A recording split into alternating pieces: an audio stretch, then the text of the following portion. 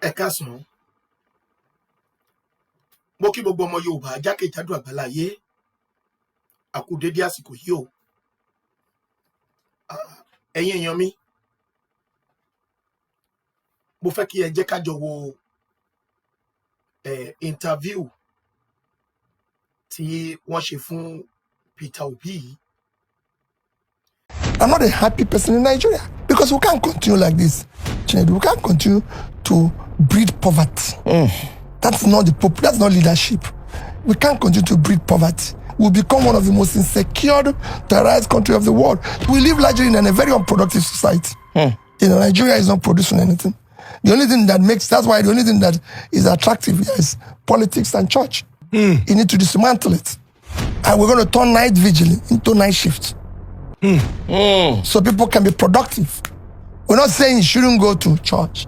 I go to church, I believe in God. Yes. But we cannot have people Monday to Friday be in church morning and night. No. Anybody who tells you that you got a lot from praying should be arrested. He has stolen somebody's money, simple. So if you go to hospital, it's tight. If you help poor people, it's tight. If you give it to church, it's tight. But God can bless hard work.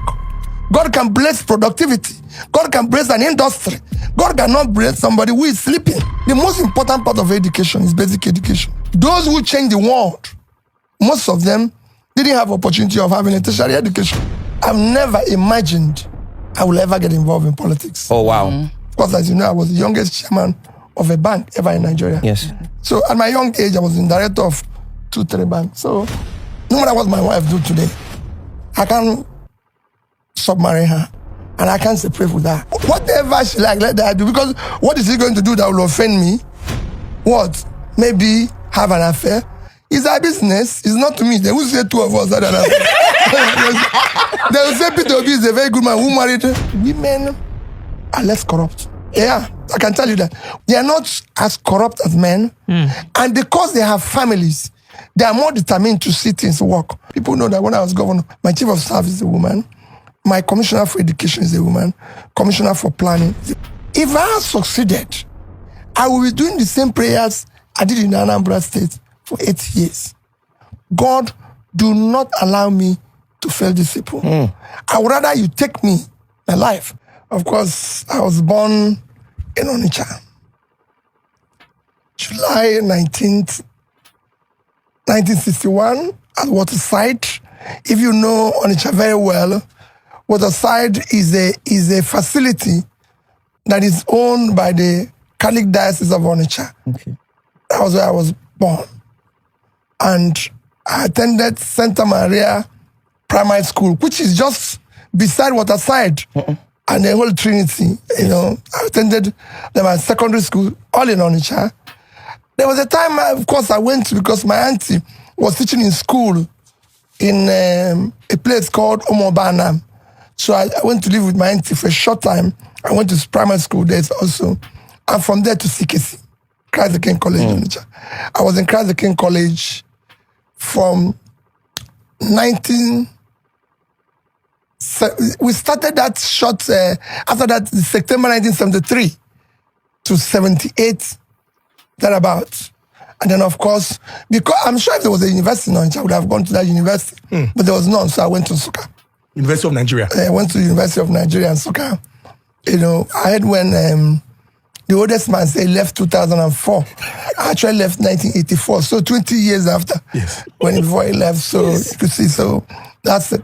Interesting. And then, being born, my parents were traders. Both my father and mother were traders. So they started, if you know Onitsha very well, there's a place they call Obomano Junction. It is where you have New Market Road, Old Market Road. If you go there, you still see a big a shop. Now I think what's this fast food shop called again? Mr. Big at that junction. That building is my father's building. That building was built about 1956. Wow. Was a major supermarket in Onitsha. So that's my father's. It's still a property we own till today. So that's where my father was trading. He was a big time trader. My mother too was a big time trader. And of course, I'm a trader. That's all I've done in my life. Even from the secondary school days to university days to anything. Where is you said you passed through Nsukka? Yes, University of Nigeria and Nsukka. Which, what did you read? History and International Studies. So you were in Nsukka campus? Yes. If we were in Nsukka campus, I was in Nsukka campus. Everybody who passed through Nsukka while I was there knew I passed through there. I lived in my own house in Offlono. Wow. You know? Like your own house that you... My own house. That you built? Yes. As a student? I was a businessman as a student. As a student, I built Savannah Bank branch in Omo and Ubolaf. What business were you doing, sir? I was trading. Wait, I don't understand. As a student? Everybody knows that. Just as a student in the University of Nigeria and Nsukka, everybody knows that Peter Obi is a businessman. You built Savannah Bank branch? In Omo and Ubolaf. As a student. Wow. Yes, I was a businessman. Everybody in Nsukka knew I was a businessman in Nsukka. I lived in my house. I owned my own as a student. I bought my first car in first year, post waging. My second year, I bought 505. By my third year, I had a BMW 520. Everybody know me. If you pass in Nsukka when I pass through Nsukka, you will know me. Everybody knows. I own the supermarket inside the campus. Everybody knows I was a student. I'm a trader. That's the only thing I do, and I still do it till today. I believe in trading. I can't live without being productive. Interesting. So we would still get into that conversation about you being a student, pursuing a degree, and then, identifying a gap as an entrepreneur and addressing problems. But let's go back to family life. There's a lot of conversation about, family upbringing. And that is why it's important to know how the formation from the start. I know you are a devout Christian, your parents also, but I would like to go back. As traders, they were involved in their various businesses. Yes. And so I would want to know how it was, the upbringing and the time they had to win you as a child. Well, for me, it was because both of them are trading, you hardly see them. And my father died just about the wartime. So I would say I was virtually brought up by my mother, who is very strict, who actually will always teach me. I was telling Dr. Mo today, when we came to a market, my experience with my mother, when I say I'm going to trade, when I was in school and everything, and I talk about trade, and my mother taught me something about trade and life. He said the world is like a market. People come to market for different things. Some came to sell, some came to look around, some came to buy, some came to steal, some to gossip, some to do all sorts of things. So you just have to concentrate in what you're here for. Don't bother about what other people are doing. And if you're selling any particular item, concentrate on it. Don't mind if the other person makes too much profit or losses in his own, just stay where you are and everything.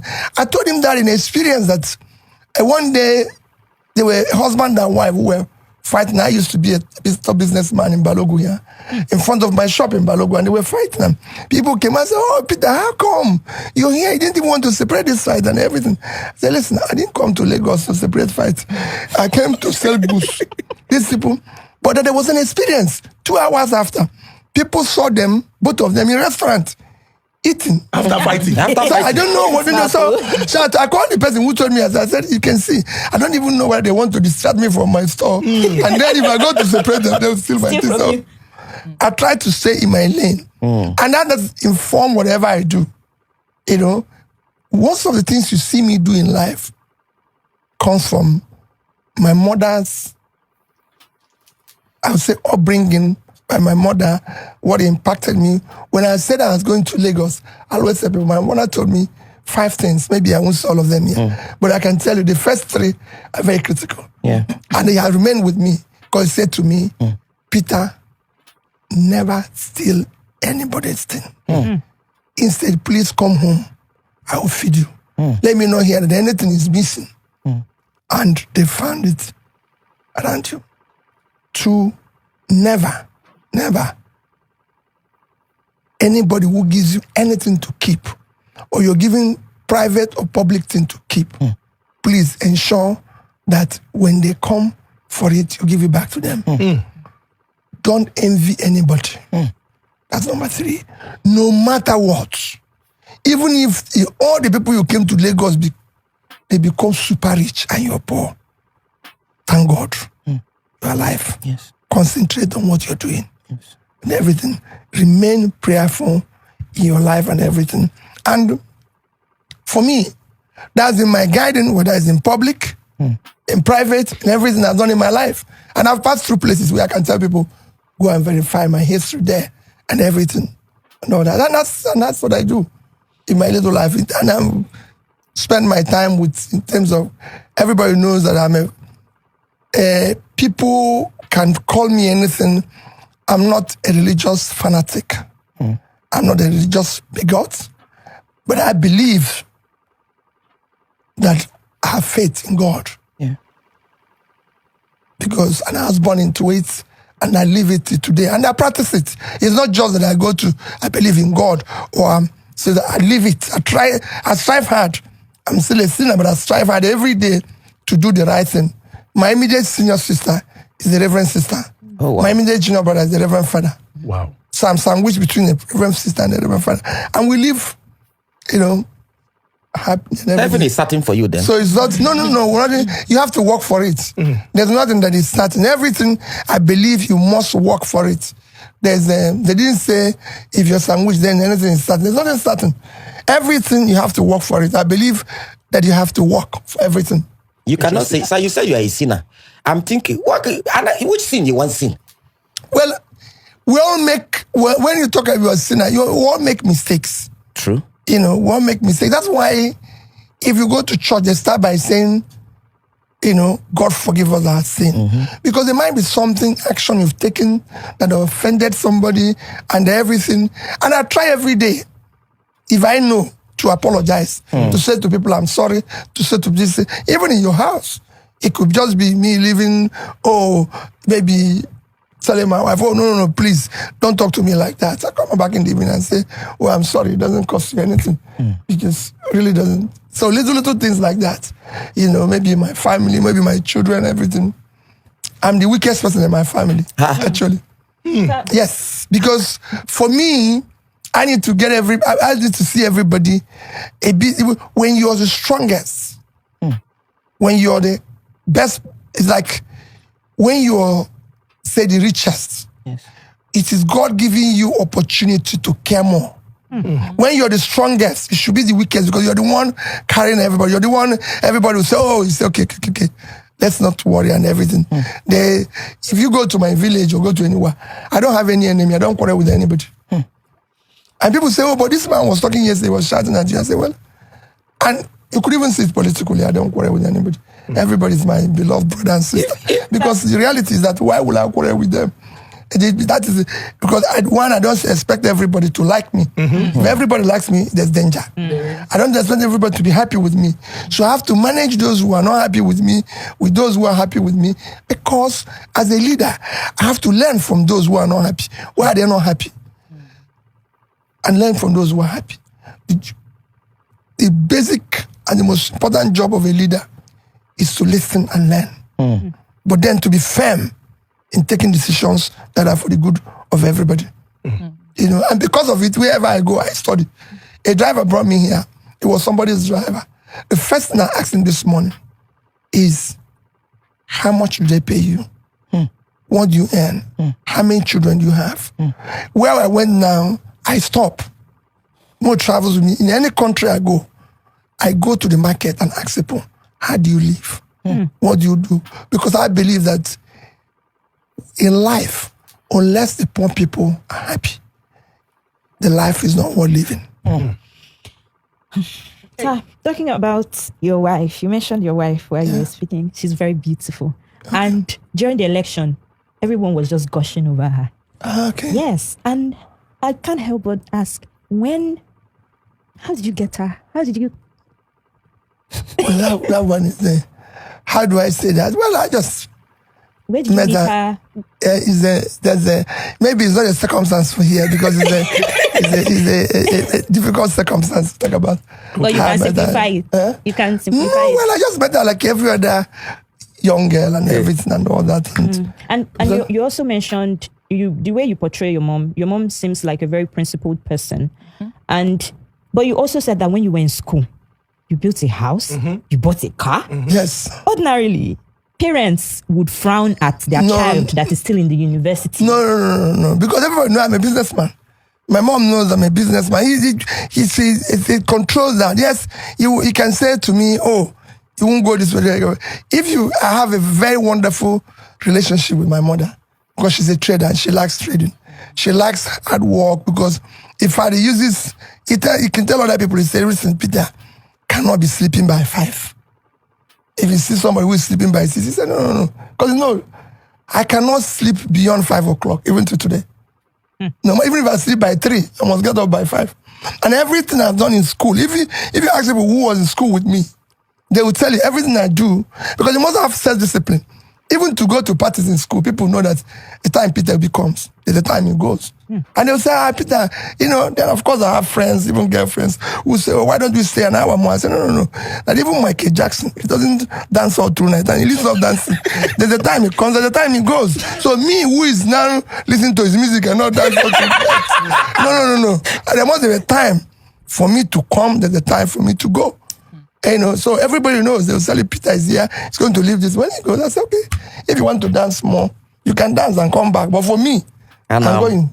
He says, everything must have be organized. And that's what happens to me today. People say, how can you go to 5 places in one day? I said, because I've been there. If I come to a place where they're doing something and greet them, I move on. I'm not going to be there, but it's not there. So you must live a disciplined life and say, I don't do this. I will not do this. I will not do this. I will not do this. There are things, and again, as you get on in life, again, positions you have confess that you must show an example. You must live that disciplined life. True. And everything. There's things you tell my wife now, I will tell you, no, Peter can't do this. If you tell my children, it's difficult, It's difficult because I live with them. They too have their own different lifestyle and all that. So my mother is very disciplined. And the things they requested from me that everybody knows I cannot do. For example, no matter what my wife do today, I can submarry her and I can't separate with her. Because that's my mother's wish. Anything he does, I said, no. I can never, even if he likes, let her shoot the gun to shoot me. As long as I'm alive, she's my wife. That's it. That's me. I can tell you that. I can tell you that. That's me. I'm not saying there's anything. As long as I'm alive, I won't marry. I won't have anything. She is my wife. That is sealed. Finish. No matter what she does. No. Whatever she like, let her do. Because what is she going to do that will offend me? What?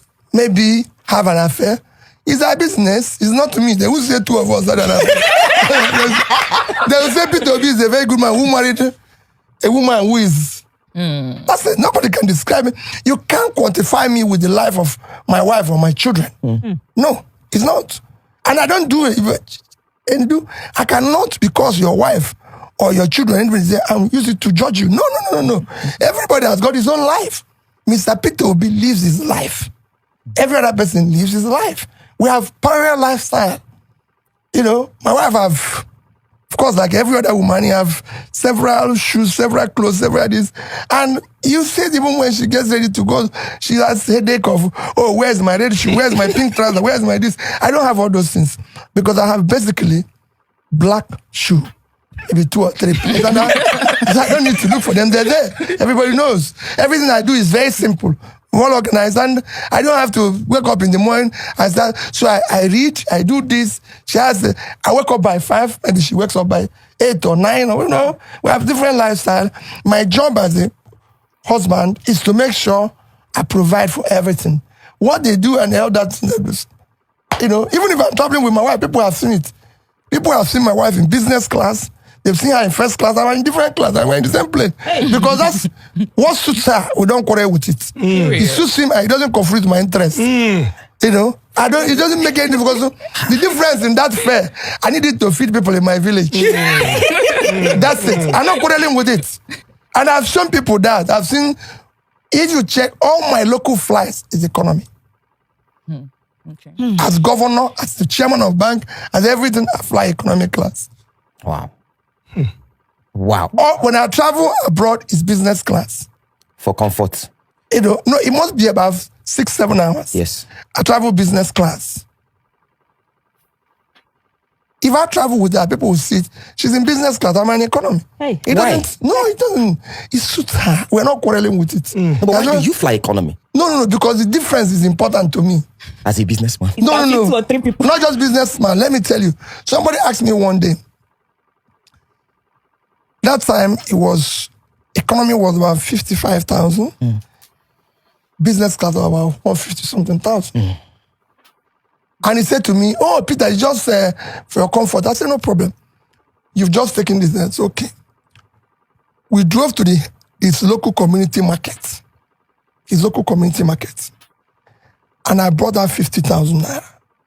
And I called the women who are selling granite and banana there, and I gave them 50,000. He saw the impact. I said, "That's what I just saved." Today, I told somebody an interesting thing. Every day, I've decided that unless for referral, I must go to hospital in Nigeria. Unless for referral. So about a week or so ago, I was in an eye clinic. They had an intensive X-rays they want to do because I was feeling somehow having a headache. And they were doing that. And when they finished, they gave me a bill. It was an intensive Checkup. on the eye, X-rays, this. The bill came to almost about 200 and something thousand. And I said, okay. When I came there, they said to me, "Oh, we won't charge you." I said, no, you're wrong. It's people like me that you need to charge. So you can be able to cure other people. But what was instructive, there was a young girl, secondary school girl. The mother brought her. I think something happened. Either the mother or the father was driving with her, and there was something that happened, and the airbag damaged one of her eyes and all that. And they have finished doing everything on this young girl, and they gave them a bill of about 41,000 naira. You could see the mother feeling a sense of, "Oh, can we get discount?" And I looked at the sister in charge. I say, "Put it in my bill." So I go out and ask somebody, said, everything cost me maybe about 250,000 naira. If I had done that same examination in UK, where I normally go, I can tell you, so what I paid now, using even 2,000, it's around 25 pounds. That thing would have cost me, that's including the glasses, so it would have cost me at least 1,000 pounds. Oh, it's far. Plus going to London and everything. So Even the taxi alone from airport to the hospital would have been the same. would have been the same. thing. So when you check all this, it becomes imperative that all those little monies you save make impact in people's life. Every month in this country, I must visit a school. I must visit a hospital. Every month. Every month. Wow. Every month. I'm saying minimum 1. There's months I visit 4, 5. Because you go schools of nursing, schools of midwifery, schools of this and everything every month. For how long have you been doing that? I've done it virtually all my life. I used to be involved in care services before I got involved in politics. People thought I started doing this, because of politics. No. I've been to virtually all troubled parts of the world, even while I live in the UK. When I was governor, I remember going to President Jonathan and saying, "I'm going to Haiti." And he said to me, "Why are you going to Haiti?" I said, "I'm going because they have earthquake." Quick, yeah. He said, I said, "Yes, that's what I used to do before I became governor. So I want to go there." I've actually withdrawn my son from school because I have to go with him to Haiti to see what is happening. And we went to Haiti. In fact, we were to stay 1 week, but I think we stayed only 3 or 4 days because Nigerian police actually sends police to Haiti as part of their police system by United Nations. I didn't know. So in the camp where we're staying, because of earthquake, we were staying in the camp. So we queue up to go and shower in the morning and everything. So I was far back. And one of the police people saw me and said that I look like a governor in Nigeria. And I said, yes. He was what has happened? So I said, so the noise and everything, they now introduced me to the camp. Yeah. So I had to leave. Okay. Because everybody now knew, oh, this man is a big man, this man. In fact, they started giving me Preferential treatment. yes, so I had to leave. Otherwise I go wherever there's a problem and everything. I must go try to find out what is happening, how I can help. There's a question I need to ask. Let us kick off this with that question. Is in education. Now, our brother, Ilbliss, and the other director, and also Obi Kubana, they made a documentary about There's this drink that's no, about apprenticeship. Apprenticeship, yes. and how is another form of education. Now, apprenticeship is, you know what apprenticeship is. One boy. As a business, one boy, you learn, you train, and then you start doing your business, start making your money, and employ people that even went to school. But in your case, you started, it's like you were doing apprenticeship before you even got into school. I was born in a business. So you were born I was born into trade. You were born into the trade. Yes. Because you were born into that trade, it don't be inside of you. So immediately you got into school, you were already doing the business, and it helped you. In fact, your parents didn't even need to pay your school fees. You can't even pay it yourself and pay for other people. So you built this, had this. Do you think that our education system now, if we implement that, it will help people be more dependent after school, as opposed to after school searching for jobs everywhere? Well, there's a lot there. Our educational system today is poor. And it all starts with the primary school age. There's low morals, low discipline, and the families too. Because I can tell you, the impact I had from my own parents, I don't think I'm even giving the same impact. There's a lot of discipline that comes with it and everything. And that impact is very critical and all that. It is very critical. So we need to recalibrate our educational system. That was why when I had the opportunity of serving as a governor, I took school back to the missionaries. Because they had the opportunity of inciting that discipline and that morals and making it work so that people will know. And then it goes through by the time you are in higher education, because the most important part of education is basic education. Not actually university education. Tertiary education is just, you can have it, you may not have it. Because the actual thing is that those who change the world, most of them didn't have opportunity of having a tertiary education. People talk about the education today. If you look at people like Edison that changed, brought about electricity and everything, they didn't go to school. Today, the biggest company that anybody can think of is Apple. Apple was founded by two people who were supposed to be secondary school dropouts. Steve Jobs didn't go to university and everything.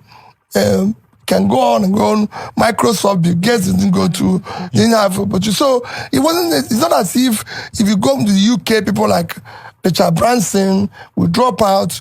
Even we look at what women wear today, whether it's Gucci was started by Ado Gucci, who is the hotel porter in Ritz Hotel. So I can go on and on. And one of the things I do in life, like I was telling you, is to read about people and nation, how it was created. So once you have the basic education, and that is what is lacking here. We've not been able to train people properly to have proper education that will make them conduct themselves properly, be productive. Because we live largely in a very unproductive society. Nigeria is not producing anything. The only thing that's why the only thing that is attractive is politics and church. You need to dismantle it. People need to be productive. How can we dismantle? You say we need to the only thing that is attractive is politics and church. How do we dismantle politics and church? Because it's like two of them are horse and carriage. They go together. Well, it's very simple. If you stop people from stealing public money and use public money for public good, you make politics unattractive. It shouldn't be. What we're doing here is state capture. It's a criminalized entity. So you have stolen the country or the state, so you steal everything that is there. That must stop. The church must teach morals. Church must work. and we're going to turn night vigil into night shift. So people can be productive. We're not saying you shouldn't go to church. I go to church, I believe in God. Yes. But we cannot have people Monday to Friday be in church morning and night. No, because they don't run the church like Catholic Church. They don't run it on helmet full of grace. They collect money, and that money has to be a function of productivity. So they need to work on it. So these are things we need to work on. So people have to touch the right thing, remain prayerful, remain everything, but you must go to church, must go to work, because it is the work that helps the society. Society must Not be productive. prayer. No. Prayer is after work. God can only bless hard work. He cannot bless you for sleeping. So if you like, don't forget about what anybody tells you. Forget anybody who tells you. Anybody who tells you that you got a lot from praying should be arrested. You are stealing somebody's money. Simple. But what of the prayer in the church that they say a prayer for Nigeria? Raise your phone, miracle alert will enter your phone. He cannot. He's stealing. You cannot. There's no miracle. You cannot get money by miracle. I can tell you that. I'm born into church. My brother is a reverend father. He has never prayed and money came into his... What about grace? Some people have grace. No. That's what I'm saying. The grace is after hard work. God can bless hard work. God can bless productivity. God can bless an industry. God cannot bless somebody who is sleeping. It has never happened anywhere in the world. In fact, in the Bible, they say there's no food for those who didn't work. They should not be fed. So it's very clear. Jesus worked miracles by going around and blessing productivity. There's never any place where Jesus did anything and somebody had money or prosperity. Prosperity came to those who worked. That's it. But they say if you pay tithes, the doors of heaven will open unto you. After you've worked, that tithe is given to God, to humanity. So if you go to hospital, it's tithe. If you help poor people, it's tithe. If you give it to church, it's tithe. But that tithe must be a product, must come from productivity for God to continue to bless whatever you do to do it. But if you just stay and come and borrow money from me and go and pay tithe, it will never double. Unless you are... Money double. That's all. Use soup. Because even in Igbo say, Akaja with on mano. Don't ask your question before. What does that mean, by the way? Akaja with on mano. Dirty hands. Dirty hand it brings about food. But basically, na hand where they work, na if you chop. If you not chop, walk. Now why then Makes they call sense. him work chop? Mr. Peter, because I promised my friends I'll call you Peter. Not Peter. Yes. Okay, so from the way you speak and everything, it's obvious that you were well brought up. And you also brought yourself up, because there are some people, they'll bring them up well, but they won't receive the home training. And you also brought up with love and compassion. Like, from the things you've been doing, it's obvious in it. Is that the reason why you ventured into politics, or you have other reasons? I've said what I won't have time to tell you exactly how I went into politics. It's a long story. You can pray for us. But I've never imagined I will ever get involved in politics. Oh wow. Before I ventured into politics or went to contest governor, I've never voted. I've never been involved with anybody in politics. I got involved in politics by a man called Professor A.B.C. Nwosu. Professor A.B.C. Nwosu contested to be the governor of my state in 1998. He actually won the primary. Okay. And they did not allow him, all this mago.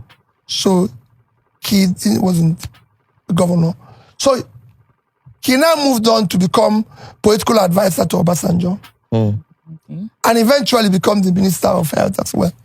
So it was, by 1999, we had a new governor in Anambra State. But by December 2000, a group of people have seen that governor is not doing well. This was about 18 months after. So they had gone to Professor A.B.C. Nwosu to say, get ready for 2003. Because this man is not doing the right thing. Professor A.B.C. Nwosu then said to them, I will not do that in 2003. I will be 60 years old. Anambra State is a very difficult state. It requires a young man between the age of 40, 45, who had made a success of his life and is very strong in character that can be able to deal with Anambra State. And the people gave him like a request that he needs them to give them 3 names. I didn't know this. This is a story I told after. So I was then in the bank, doing well. I was, of course, as you know, I was the youngest chairman of a bank ever in Nigeria. Yes. So at my young age, I was the director of 2-3 banks. So there was no reason for me To get into politics. to get involved in politics. I had an office in London, had an office in Nigeria. So every Monday, Tuesday, Wednesday, I work in my office in London. Thursday, I work in my office in Nigeria. Thursday, Friday, Saturday. And Sunday, I go back to London every week. Wow. Every week. I had no reason. I didn't even know where people vote. I don't even want politicians to come around my office. Wow. So I had a good life. So ABC Nwosu then invited me for a dinner in January 2001 or so. So I went to Abuja. I was very happy he invited me. So I went to Abuja because he would give me account of some federal account. So I went to Abuja, which we had dinner, everything. He still supported the bank where I was serving with some accounts, which was very good. But while I was doing that, I was actually being interviewed for a job unknown to me. Wow. So ABC, we had a long conversation about politics, about what people do, about what is this, even suggested names of people who should contest, and I'll support them. You know, so I finished doing that and I left. In April, that group went back to ABC Nwosu and said, okay, we want the 3 names. And he said to them, you want the 3 names? Yes. 1, Peter Obi. 2, Peter Obi. 3. Shut down, finally. Shut down.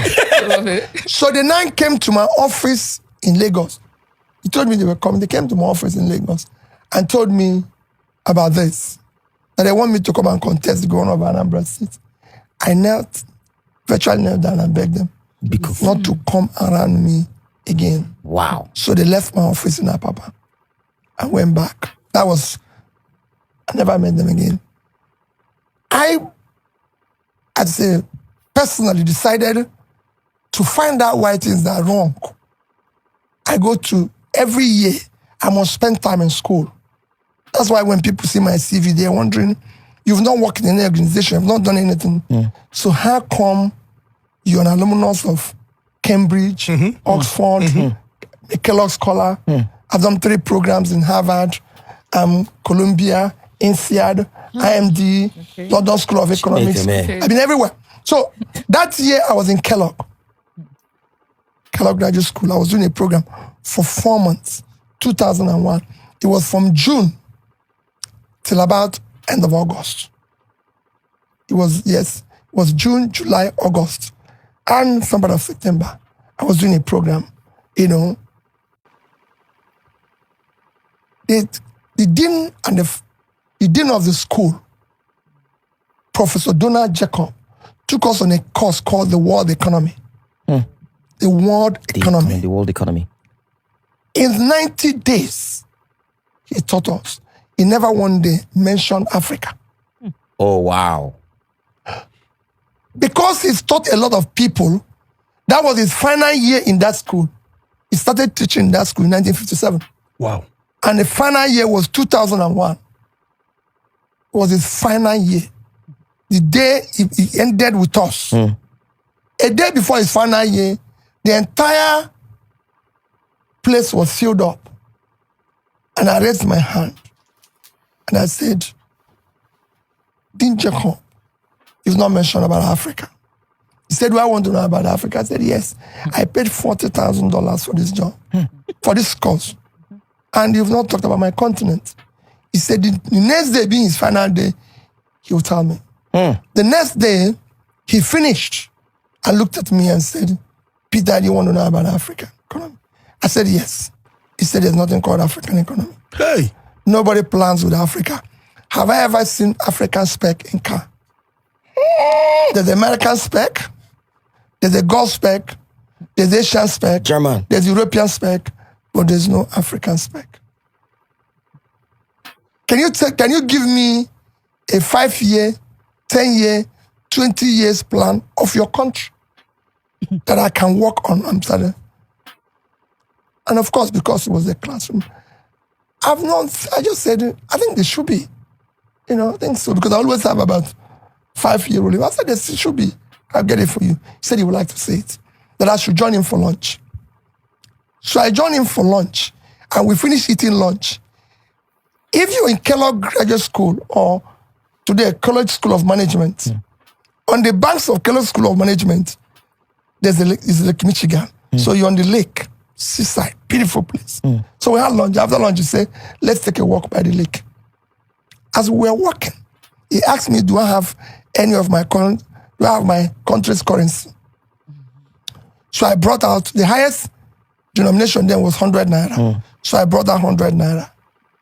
He brought out $100. And he asked me a question. Which of these two currencies do you prefer? And I said the dollar. Because the dollar was then 100 naira to $1.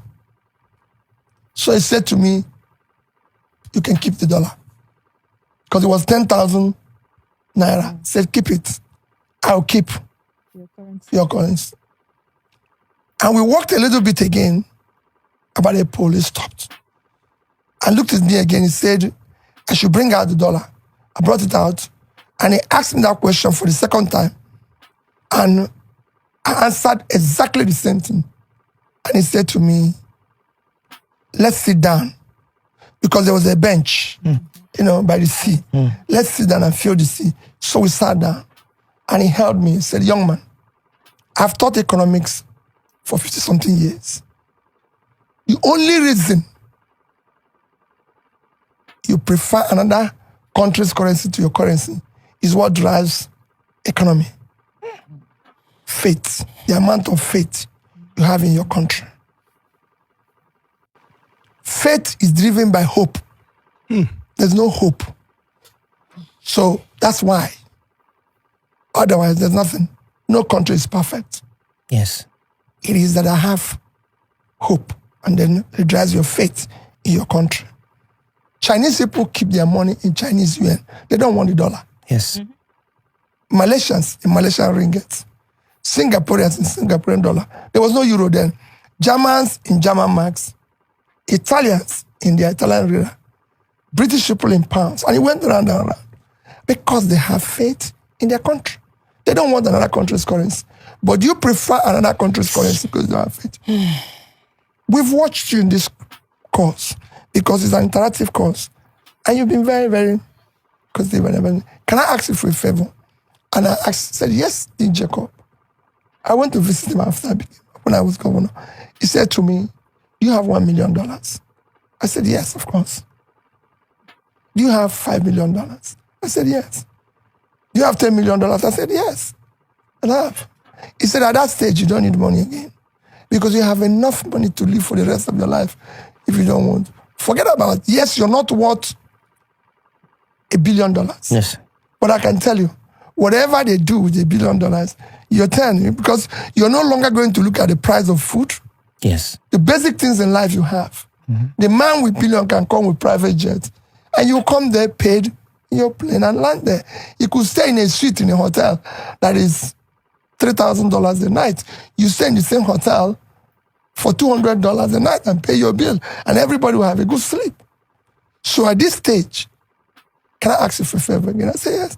Say go back to your country and participate in building public wealth. Public wealth enriches everybody. Individual wealth impoverishes everybody. Yes. Yeah. I'm a lecturer. I'm just about to retire. I drive a Mercedes 500. And I can tell you from my own investments, I have about $4-5 million. And what about that? My wife is a lecturer, drives a lesson. My daughter is a lecturer. Do lecturers in your place live this type of life? I say, well, I don't really know how they live, but he said, no, because there's no public wealth. I earn more money than governor of Illinois. Wow. At the state where he is. So I earn more money teaching here than he can make as the governor. Yes, the governor, say, he comes in here, but it's very important. So, thank you. You go back, but you belong to where what you're doing now is not where you belong. Based on our conversation, you should go to public life. That's where you belong, not where you are. Of course, I left him. We parted ways. I came back to Nigeria. I went to Onitsha to do something. We were looking for something on a weekend. I just came back. I think I came back on Friday. Went to Onitsha on Saturday. Before I went into public life, I don't fly. I go by road. Because now I'm a trader and I'm in a bank. So as I drive in any road, wherever I see concentration of people, You say your market. I want to stop and know what they buy, what they eat, where they want bank, what is this that they want, because there must be why there's a concentration of people. And I know how many of my products that's in different stores, because I represent multinational. I was the official representative of Heinz in Nigeria. So all Heinz products, everything. So I need to know how many of them is in different shops that is here. And then whether we can have a bank branch here based on this. So I go by road. So I was driving through Benin to come to live on Onitsha. I saw a circle of people. It was what people they call Bakassi. Trying to kill two people they called criminals. Yes. Wow. And within, this was as early as 7, 8 a.m. in the morning. Yes. Kids were going to school.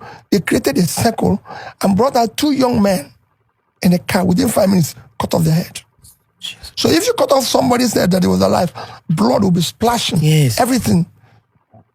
My driver could not drive again. Wow. I drove my car from Onitsha to Lagos. And I came back to Lagos and said to my wife, I'm going back to my Anambra state to go and contest the election to be governor of the state. Before then, I've never voted. That's how, of course, you could imagine what has happened to my wife, my family. That's how I packed my suitcase. In December 2001, went back to my village where I don't have a house, I don't have anything, except my mother built, we were about 6 boys, we were 7 actually, but we were 6 because of the Reverend Father removed, so he built 6 flats. So all of us had a 2-bedroom and a parlor. So I went back there. Went back there. There's, of course, that's where I still live to today. Yeah, that's Why? to today, I enjoy it because one, I live like every other person. If you go there, there's no fan, there's no air conditioner, I live in it. Because that's how everybody lives. And it's interesting because, so if I'm in Lagos, I can live differently. But then I have to live like them and I'm happy with them and they're happy with me. They might disagree with me in certain things, but that's it. So I went back there and I lived there for 2 years, campaigning. Not going to do anything. Campaign, everybody say, he was with me. Everybody say, this man is mad. Where is he from? What is he trying to do? This thing they're saying he has no structure last year. No, he was there. They say, where is he? What is this man doing? This man is just like a madman, going all over the place. I visited every single community. And I won that election decisively. Yes. I refused to pay anybody. I won it decisively. And when they declared somebody else, I went to court. They say it's never happened before. So that's how I got involved in politics. Wow. I didn't, and again, when I started, which caused my impeachment, people didn't want to understand it. People didn't vote for me then. And they didn't vote for me last year. They entrusted their future in my hand. So I told them, I said, there's difference between they voted for me to come and do this. No. I preached that I'm going to change education. I said I'm going to change health. I said I'm going to show people, bring civility and order in governance. So that was what people voted for. And like I said telling people last year, I would rather prefer to die than fail if I had succeeded in being president of Nigeria. No way. God, you cannot allow me to come here and fail. Because these people were not voting for me. They entrusted their future in me. And I would have stayed here. It was there today. What was there when I told somebody that I wouldn't have lived here for 1 year. I'll be here. No going in. We will see. We will make it to work. Because I know it could work. And that was my situation in Anambra then. So when I started, people thought I said, no. Wait. This is this people's money. It must be used for them. And we must cut this cost. So it became a quarrel. What was my reason for my impeachment? 3 items. Number one, when I started, as you know, under my predecessor, they burnt the lodge belonging to Anambra State, where the governor, they burnt the governor's office, they burnt every other facility. But these two items were in the budget. To refurbish my office, the budget was 298 million, approved budget. But I did everything with 43,200,000. Everything. Wow. To refurbish? I did it. We did it by direct labor. And everybody, everything new. The only thing we didn't buy new was the table. I always tell people, because there was a table used by Dr. Mbadiniji, governor before my predecessor. I just saw it one corner of the place. And I said, listen, just bring it, clean it. It's table. Table is table. It doesn't make any difference. Table doesn't write or think for anybody. It's just a table to put something. Whether we buy a new one or we use this one, it's table.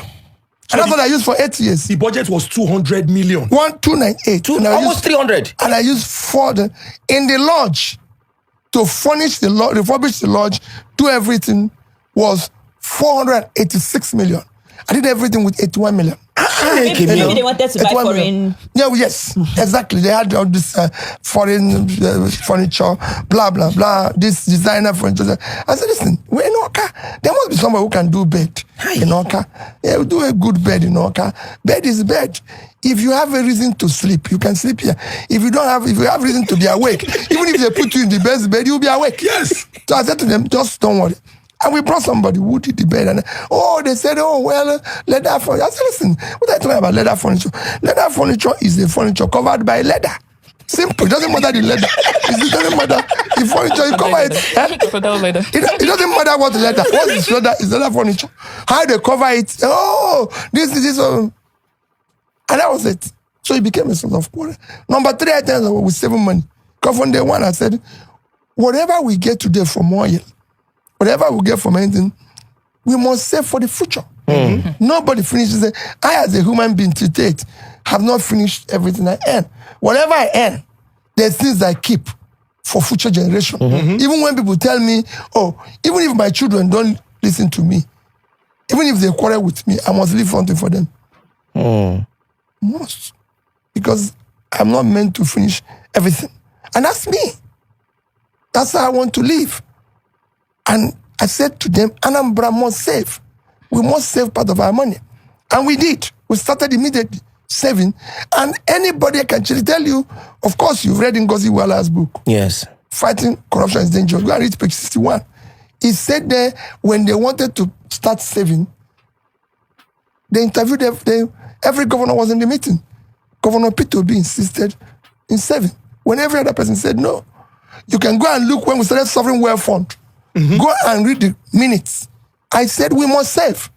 In life, you must save for tomorrow. And I've done it as a person, and I must do it as a public. If I'm present today, Nigeria will be saving every year, and we'll show it. If we are going to borrow money, everybody will know why we're borrowing it. And how we're going to pay it. You can't just get up in the morning and be running like we're a motor park. We're not a motor park. Things have to be done in order. You travel, from everything you're saying, even during last year election, there was one time I saw that, I can't remember the country that you went to. You were talking about power in that country. You went to that country. Egypt. It was Egypt talked about power. And it's quite obvious from the beginning, even before you go into politics, you like getting knowledge, because it's what's important here. This knowledge where I go collect from here, I might use it here. This knowledge where I collect from here. Recently, you just came back from Rwanda and Athens, you understand, with meeting of, many opposition leader, all of them. What was that meeting about? Fenton. It's just a meeting of sharing issues of knowledge, issues of politics, how to have a better world, what are the lessons of leadership tomorrow, how are we going to do it better? Because we can't continue like this, Chinedu. We can't continue to breed poverty. That's not that's not leadership. We can't continue to breed poverty. You saw people saying 2 days ago was supposed to be our independence celebration. What are you going to celebrate in 64 years that our poverty level have increased, where we become the poverty capital of the world? Are you going to celebrate the fact that we have the highest number of out-of-school children? Are you going to celebrate that our health infrastructure have collapsed, where we've overtaken in India that is 6 times our population, 7 times our population in infant mortality? Are you going to celebrate that we'll become one of the most insecure, terrorized country of the world? So what are you going to celebrate? How do you get up in the morning?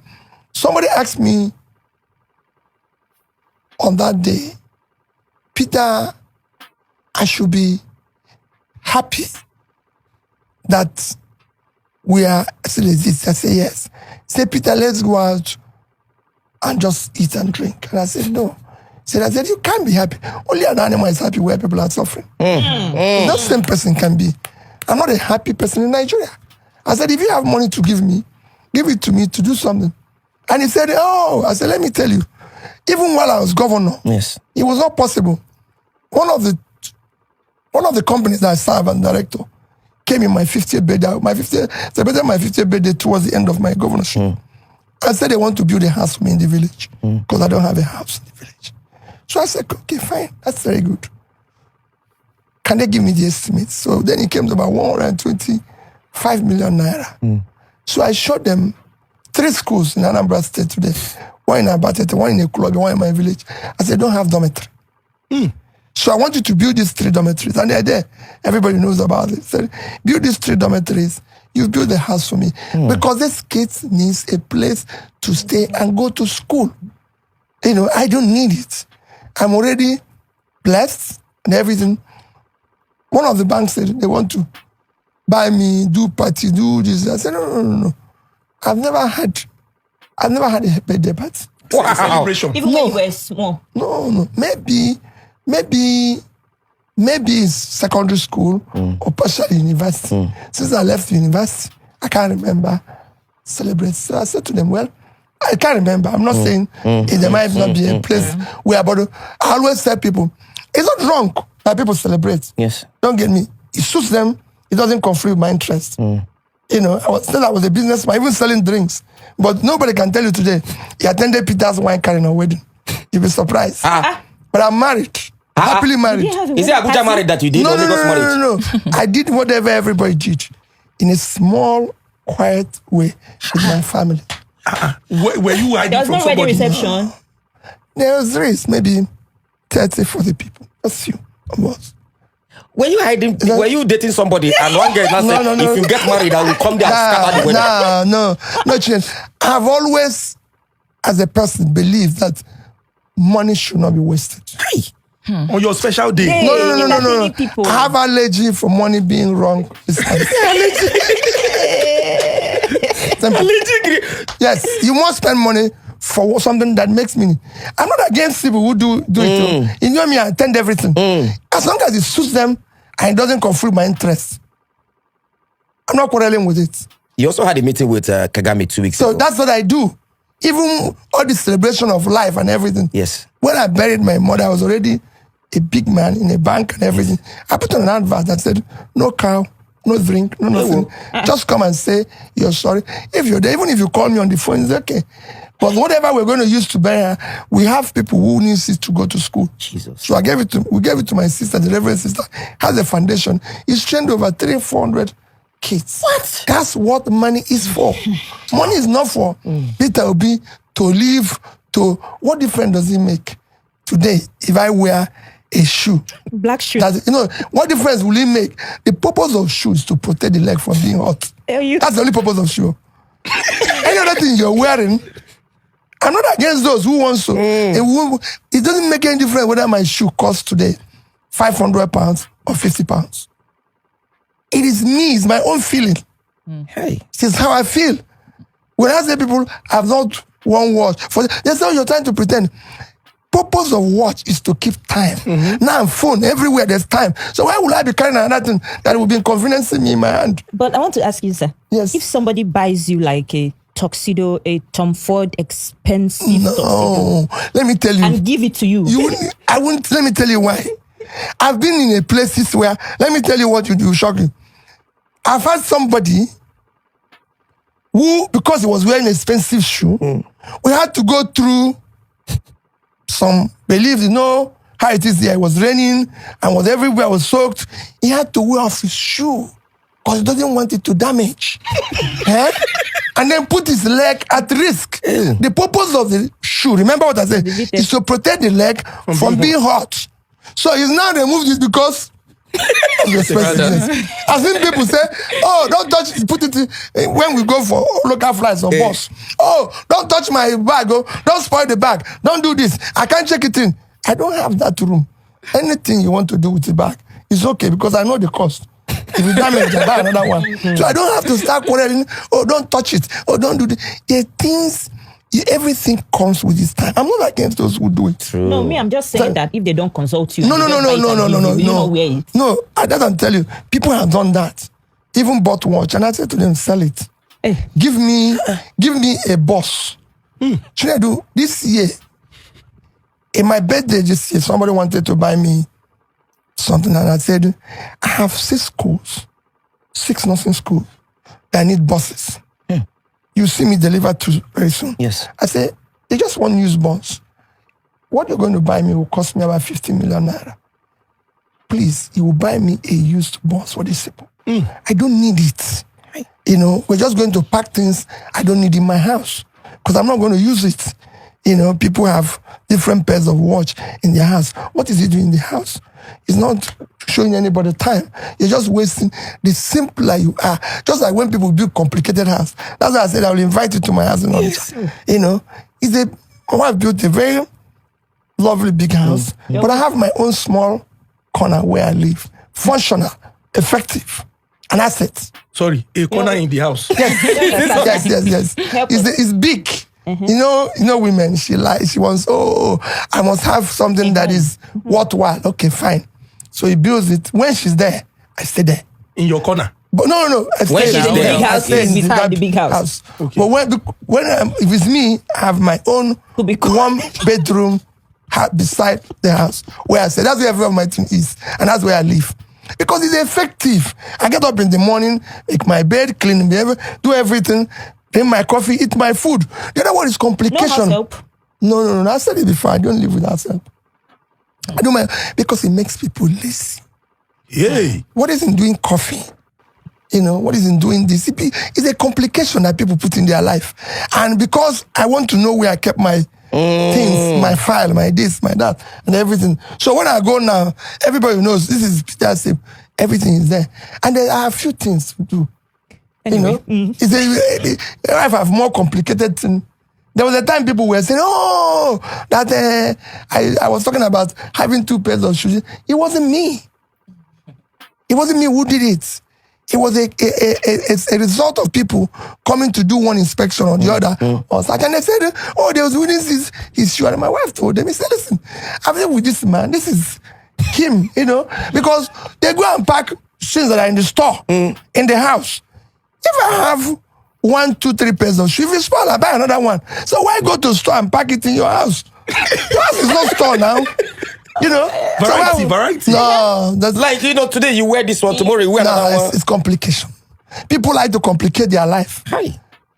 I've not been to hospitals since I was born. I go for routine checkup and I've had routine procedure. But I'm hardly sick because my life is not complicated. You know, every day I travel. Tomorrow now I'm going to the East. I have a burial. I have a hospital to visit. 2 hospitals actually tomorrow.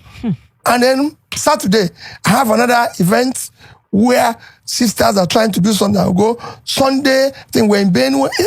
I move. Yeah. Because I don't have to complicate my life where I get up in the morning and think, this is this is that. No. The funny thing is, you see, as in the talk, so that is just his life.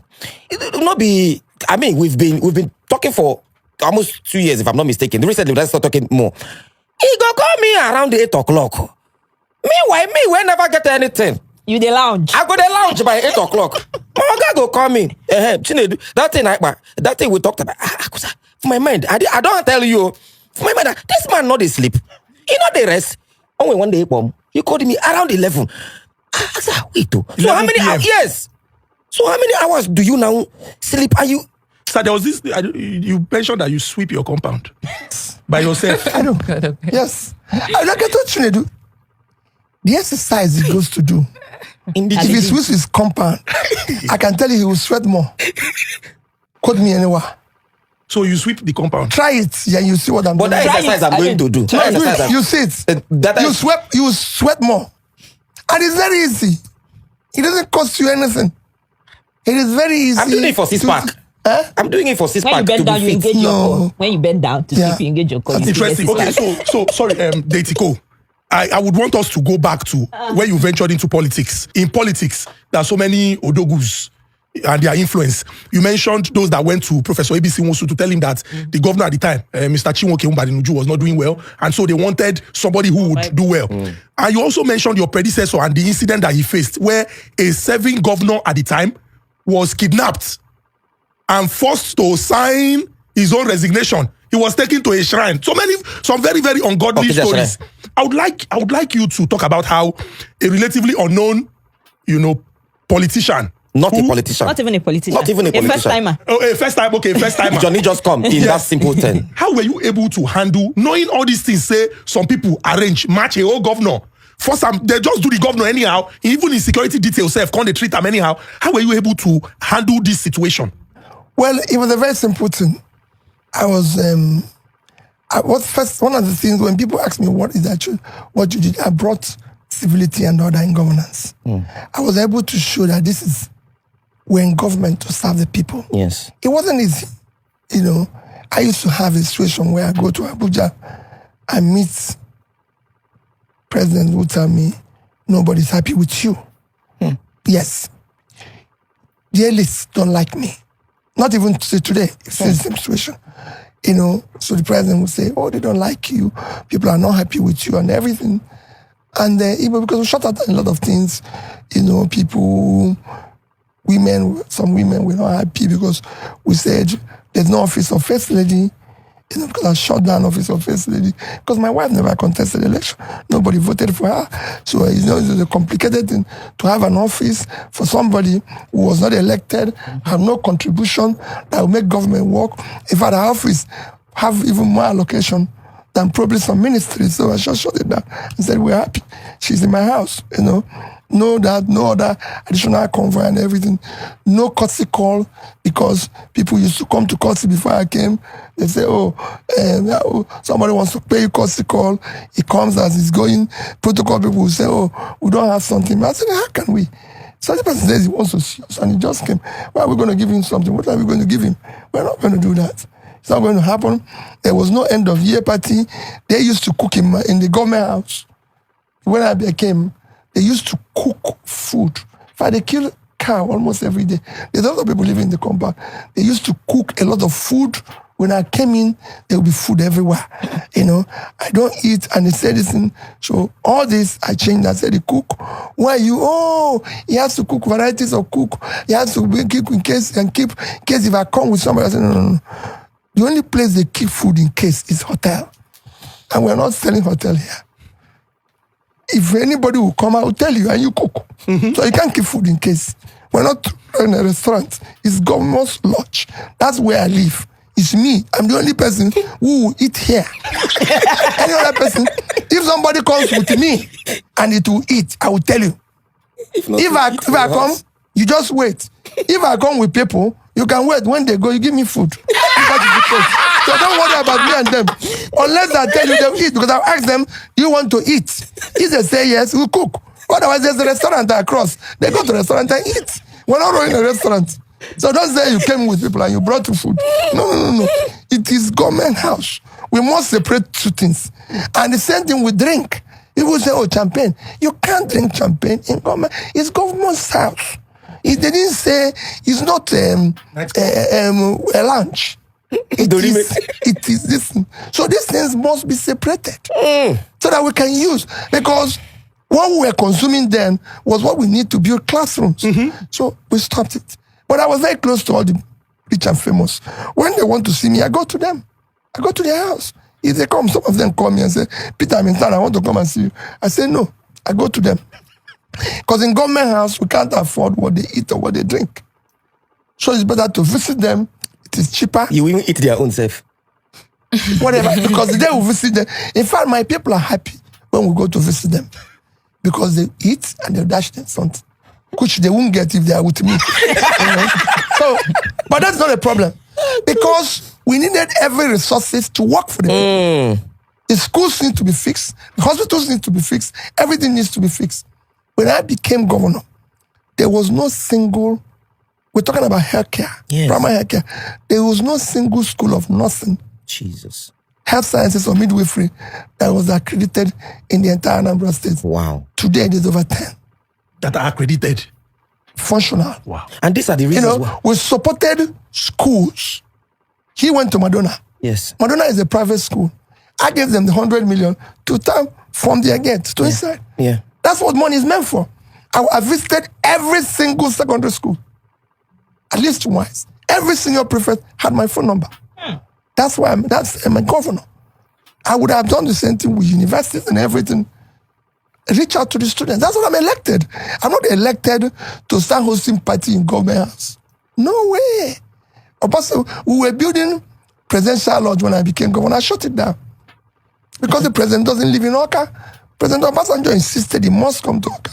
And he came and said Thursday, Friday, Saturday, 3 days. And when he insisted, I said, no problem, I have a lodge. Since he's coming, I'll pack out of the lodge for him. When he goes, I'll pack him back. But we're not going to build a house and keep and say it's presidential lodge. And that was what happened. So I came and told my wife, I said, listen, president wants to come. So we must move out of here and give them the keys of this place in 1 week. We took a hotel that's opposite to us, lodged there and paid them about 100,000 naira for the week. And that's it. And when he came, we went back. But you cannot build a house. Listen. Same time a president came, he just said we needed a car. This is. I said we don't have that type of vehicle, but I'll go to neighboring states that have them and bring them. When they go, we'll return their car because we can't spend money we don't have. It's the reality of everything because we didn't have it. If we don't have it, it is only in this country that we want to do what we can't afford. For my 8 years, I did not approach any bank to borrow money to me. Any bank in Nigeria, go ask them to borrow a funding to me or issue a bond. No. I told them we must live within our income and we must save. Simple. If we don't have money for anything, that's fine. We shut down Anambra State Lodge in Abuja. Governor of Anambra doesn't live in Abuja. There's no reason why we should have lodge, have convoy, have everything. No. People didn't travel with me. I went to Abuja alone. I'm not saying it's good though.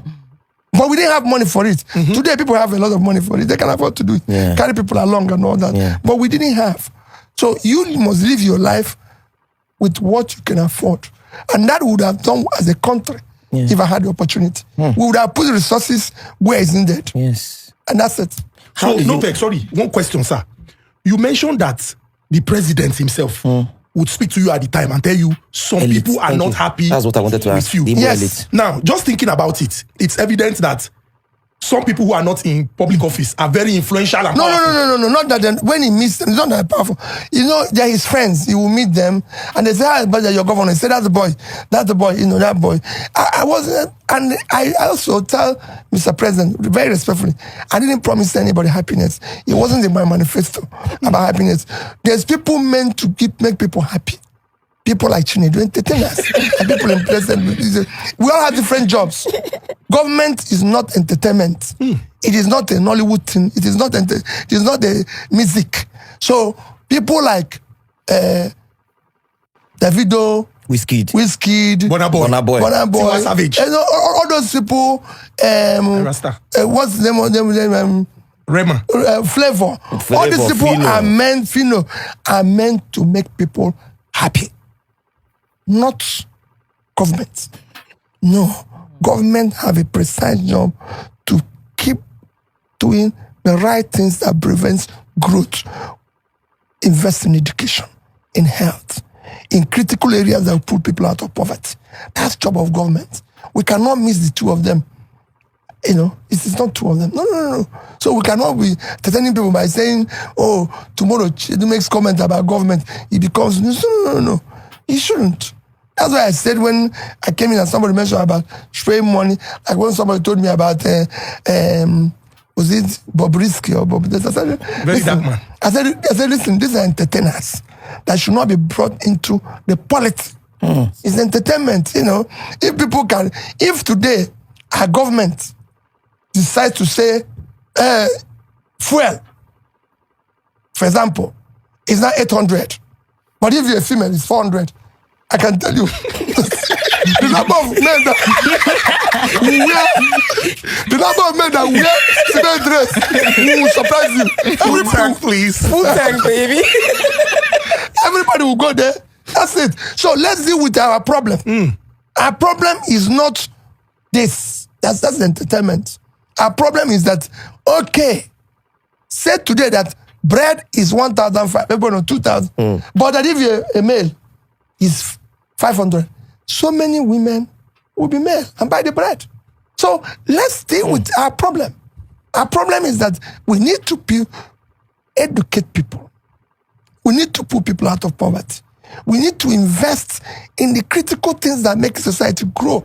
Measurable things. That's why I said in my independence that countries who got independence before and after us, or around the same time, have done better. And people say, oh, which countries? There's so many of them. You know, there's people you can say, okay, countries like Philippines or Indonesia or this got it in 1940 something. You know, and we got it in 1960. There's not much difference between the 15 years. We have countries like Malaysia and Ghana who got it. Malaysia was 1957. In 1957, today the measure of development is HDI, Human Development Index. And they have low, medium, high and very high. Malaysia is already high and entering very high. And these are people who are low with us. So don't tell me this. And so are Philippines. So are other countries are moving. That is what you need to measure yourself. It's not to be given an excuse and be confusing the whole thing by calling Alhaji comedian. We're not in a comedy business. It's a reality. There's measurable contest. Then if you want to laugh, I put on Alhaji and you see women, or put the children and this, like, watch where he's committing suicide. That is his business. That is for entertainment. We must separate it. You know, and that's why I said we must go to church. But you don't wake up on a Monday morning and go to church. No. It is time for production. You don't wake up on Monday morning and put a Nollywood film. No. It is after work. Production. Then you can answer. Sorry, before okay, continue. So, sir, please, what will you consider as the long-term goals for the nation, like immediate long-term goals in terms of policies? Well, long-term, emphasis on long-term. The most critical thing today in Nigeria is to secure the country. People feel insecure. And the only way to bring it is actual and physical. Perception-wise. So you must tackle insecurity. People need to be secured, and they have to have that sense of perception that they are secure here. You know, let me tell you a difference between what I'm saying. In New York, there's actually a lot of crime. Yeah, a lot. As much as it is in Lagos, for example. The difference is that if you go to New York today and say, I'm shot, within 10 minutes, you see police everywhere. Even if I slap you in New York, you see police everywhere. Here now, I can slap you. Police will even come and say, this woman, is a useless woman. No? If you listen and give her money, and they help me to slap you for that. In fact, they will arrest you and put you in jail for trying to dupe me. Said the big man, said you can't do it anywhere in the world. Yeah. So there's a sense of security, and there's actual security because people are. Yeah. That's what you need. We need to bring law and order. These are long-hanging fruits because it's a very easy thing. These are what you call intangible assets, law and order. And that is that I can't go out there and do whatever I like. He will take me to court. We have a contract. And has defaulted in the contract. He has supplied something to government. Government is owing him. He goes to court. He has done anything. He has put this. He has gone to use his bank, POS, anything, and it's not what he took the bank to. So there's law and order. These things has to be there. That's something. Then you need to invest in educating your people. People must have a sense of health care. You know, they have to have faith in governance and everything. The judiciary, and we're doing this. There's so many things you can do. Nobody says things can change overnight. It's never happened everywhere. Never. The people are not expecting 100% results. They're expecting 100% effort. So you must get up in the morning and say, where are we going today? Even if they want to see us moving in the right direction. Process. They didn't say we'll get there tomorrow. But a leader must be able to say, this is where I stand. This is what I'm doing. Not that you're preaching something else and doing something else. Whatever you're preaching, you must be seen and actually to be doing the same. I can't just come here now and talk, and then at night you hear, oh, I was in that nightclub. And I challenge people, if anybody will ever say that in the past 20, let me just be conservative, 20 years since Chinedu left school in 2004. He left in 2004. Yes. That he has seen me in any nightclub in this Lagos. Let him come and say it. Anywhere in the world. Wow. I've been to night parties, anything. But night parties where I just greeted people and went, or there's a function, greeted people and left. For business reasons. Or for political reasons. So I have to be there. You know? But you cannot say, oh, but he was here doing all this. I think all this is young people are the follies of the youth. And that's it. There's a question I want to ask you. Sorry, isn't it quick? There are two questions actually.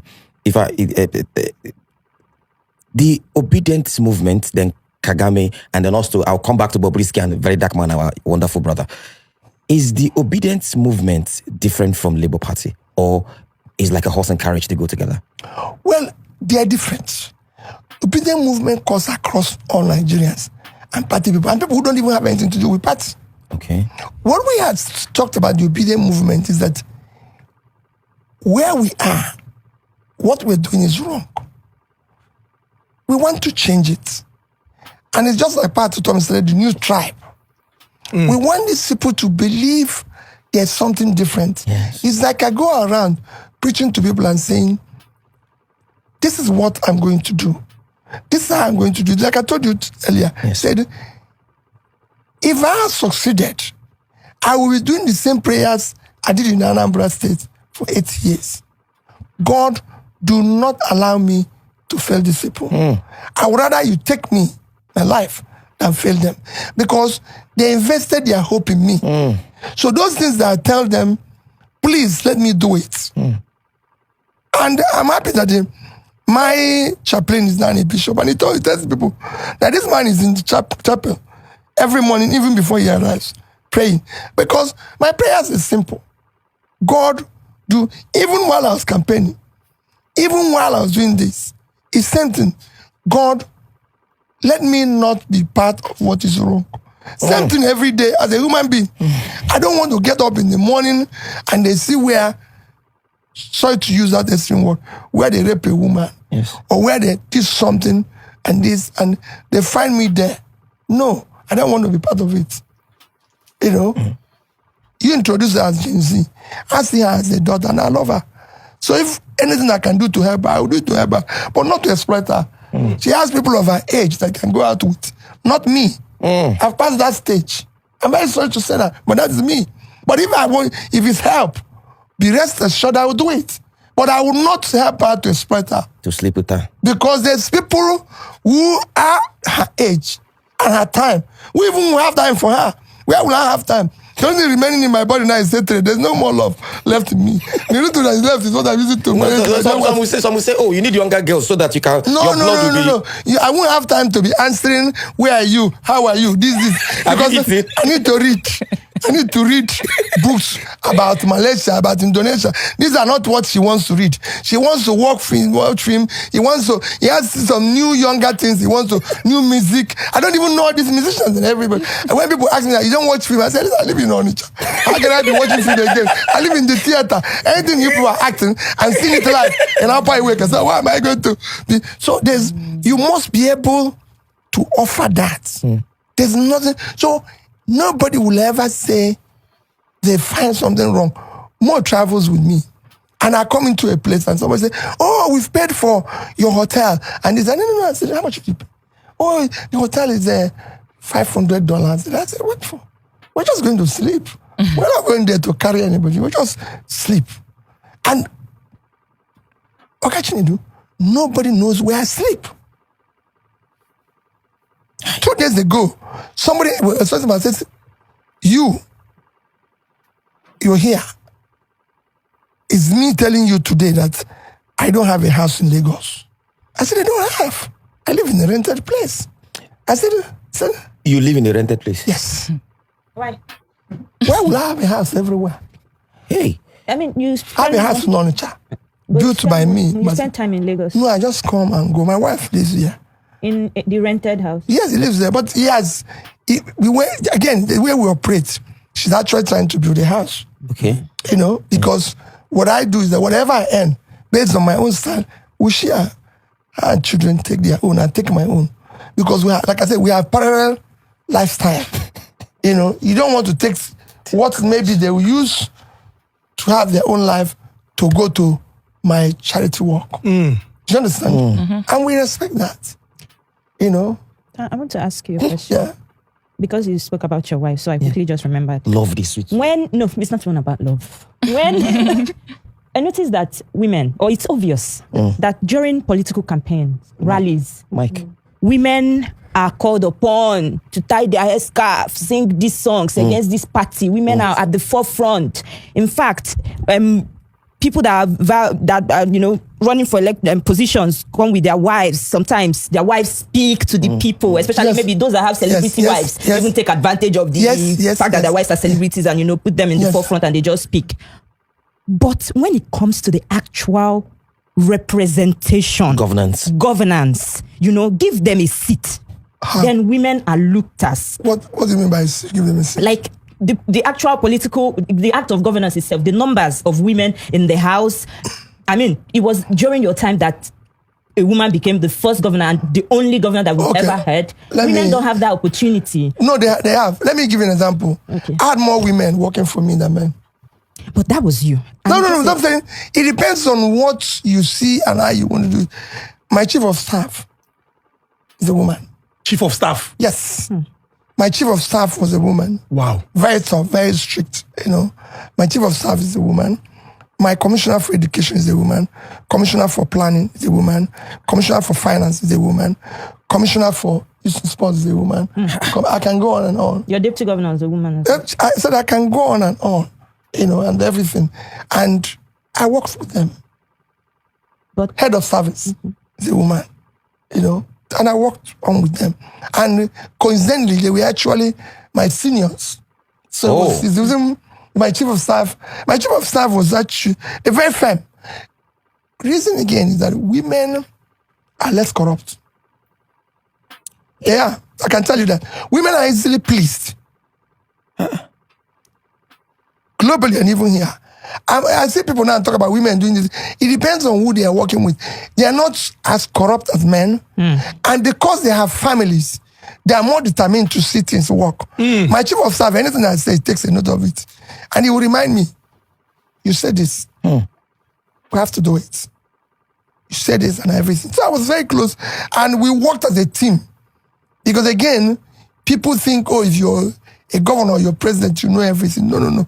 I said the big number one job is to listen and learn. Nobody knows everything except an idiot. You must listen and learn. Because people give you ideas. You want to say, okay, what do you have to say? Okay, you have to do this and all that. And we remain like a team today. People know that when I was governor, I move around I stay in front of the car. My chief of staff is that I was carrying 3 women at the back of my car. And it's my chief of staff. And in that car, we're arguing, or we say in boss, with all the commissioners, we're arguing and saying, this will happen, that will not happen. Inside boss. Yes, everybody is arguing, but we're learning, we're talking, because we're a team. And I tell them, if I give you an appointment and we come to 3 meetings and you don't contribute, then I remove you, because that means you have nothing to offer. I can't stay with people who don't have an idea. No, I can't. You must talk, because you're a human being, because you have your own idea, unless you're telling me you don't have a brain. If you have one, you must. So I like people who stay, and it has nothing to do with age. Even now that we have obedient movement, I have people who are good, people who are insane, people who are troublesome, people who are quarrel with. Even now, they say, no, I can't. If you see me and them, if you see us have meeting now, you see people who say, hey, so when people, for example, see Kenneth Okonkwo. say Kenneth Okonkwo or see Aisha do something, say it's only pure you can do. No, I can tell you, she's a very brilliant mind. You know, yes, there were some of them, young girls like Sarah, all of them, oh, pure, we can't allow you to do this. But do you know what made Clinton succeed? The critical minds like George Senepolis and Didi Myers, young people in their 30s, in their 20s. I want to listen to her because the idea she has, I can tell you I don't have. Because it's operating at a level I'm not operating. So what will make society for her? And I want to convince her why I'm taking that. So when I go to anywhere, I sit down. How did I change school in Anambra State? Listen to the senior prefects. I come into a school. The principal says to me, let me tell you one of the few things that happened to me. I went to a school I remember this time before I finish. I visited a school. They have as the exam hall, they have a roofing problem. Yeah. And I said, I'm going to fix it in January. Before they come back in January. They've given me the bill, about 8.something million naira. And I said it will be done. In January. Because I do tour of communities, Asia, because I do tour of communities, I've not done that. And I went to Ihala. And there is question and answer. In Ihala local government, a young girl of JS1 raised her hand because she was tiny. I said, let's start with that. And he got up, took the microphone and said, Governor, why do you make promise you don't keep? Guess what happened? The whole place went dead. Her school principal, they all ran to stop her. So she gets jittery. So I said, don't tell me. She was correct. I didn't do what I said. I didn't do anything. I said to the teacher, I said to the Commissioner for Education, we must give this girl a check here before I leave here with apology. How we get the check, I don't want to know. I know you tell me, Memo, this is, let's go to a bank, raise a check, and apologize to this girl in front of everybody. I will do that. And we got a check, and I apologized to her. Said, I apologize sincerely, I apologize to you. It will never happen again. The same principal and teachers came, carried her in her head, and ran out of the hall. They couldn't tell me, because I asked them, how is the school? They said, everything is okay. Because what is happening here is that everybody you meet, His Excellency, you're doing very well. Since you came, the world has changed. Even when you know nothing has changed. You know? So that girl said to me, no, I cleared all the pension in Anambra State. Everything I'm telling you, you hear me say it every day. Yes. Because a 80-year-old Mrs. Sindibe came to church and said I should leave the church. I should stop praying. And I said, people want to hold her. I said I should leave the church. That God will never hear my prayers. That she's being owed her pension and gratuity. I said, Mama, can I come and see this? He said I shouldn't come to her house. I should go and pay it. I insisted. I went to her house in the evening. After seeing her, I swore anybody that owes pension and gratuity is committing a crime. You can't owe people when in their difficult life, when they have less opportunity. You cannot do that. You must pay them. So I cleared every pension and gratuity that I was spending in Anambra State, 30-something billion naira, before I left. Said we cannot owe them. We were not owing. Go and ask anybody. The day I left office, I was not owing any gratuity or pension, any salary, any contractor who have delivered his goods or performed. Never.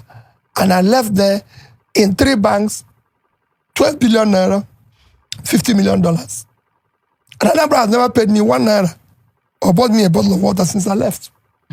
Because I do not believe that somebody who worked for 80 years should be paid a pension when you haven't paid people who have worked for 30 years. But there's this thing that the government does that past governors, there's this monthly pension. Pension. But okay, apart from that one, the next question I wanted to ask, Kenneth Okonkwo say you are too soft.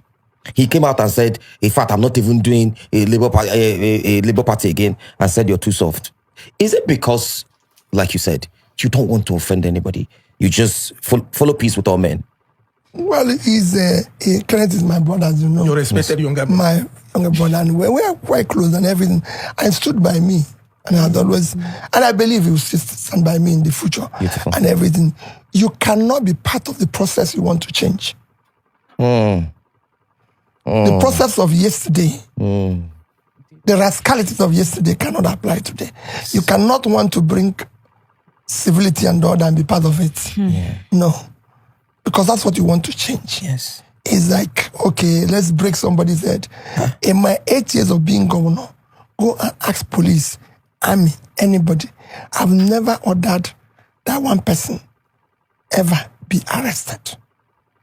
I've never in Nigeria, as a governor. In fact, let me tell you one story.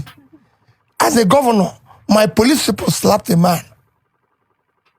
I stopped the car. It's on record. I stopped the car, came down, apologized to the man, and gave that man, then everybody 20,000 naira dash.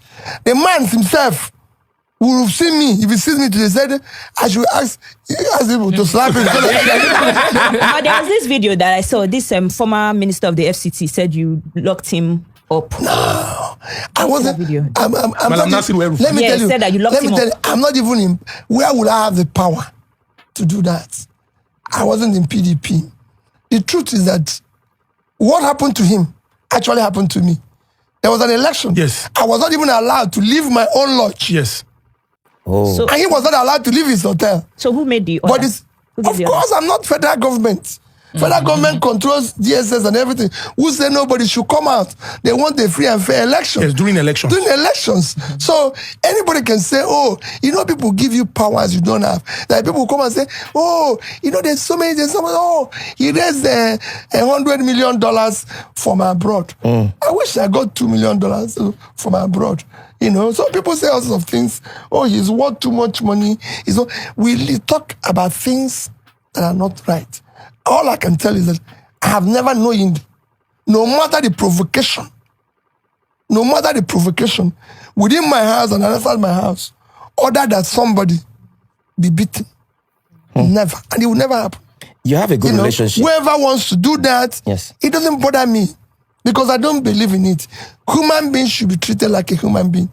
Yes, he has right to say, I don't like you. You offended me. Like I said, if everybody likes me, there's a danger. Some people must hate me for the fact that I'm a human being, and I have to tolerate and understand them. So that somebody said, I don't like you, should not be source of quarrel. It's for me to either convince the person to like me or love me, or that's it. Sorry, sir. This question, please. I've jumped it more than once.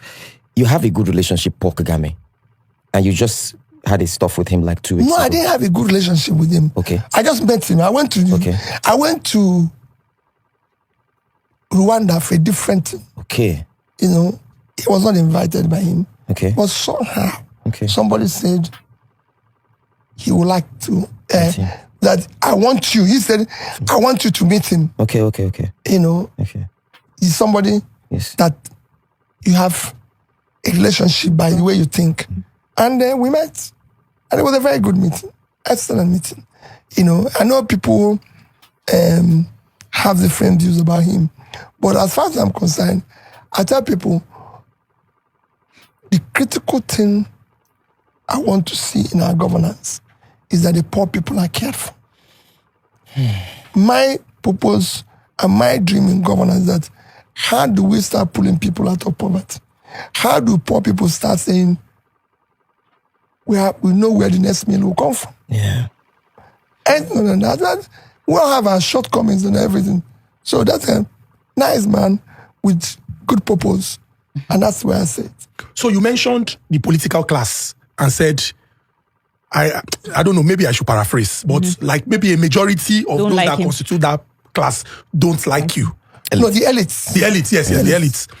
Now, you have repeatedly said that you are not desperate to become president, but you are desperate to see Nigeria work. Yes. One would expect that a public official should at least want Nigeria to work. And so you would support any action that would put Nigeria on that path to greatness. But it would appear like, I don't know if it is political interest or personal interest. And I'll mention 2 people. I know the fear. One of your respected elder brother, Professor Chukwuma Soludo, and another respected younger brother of yours, current minister of the FCT, Ezenwonye Somwike. You know, these are people who have acknowledged publicly that great man, good man, but it would appear like the politics is not politicking.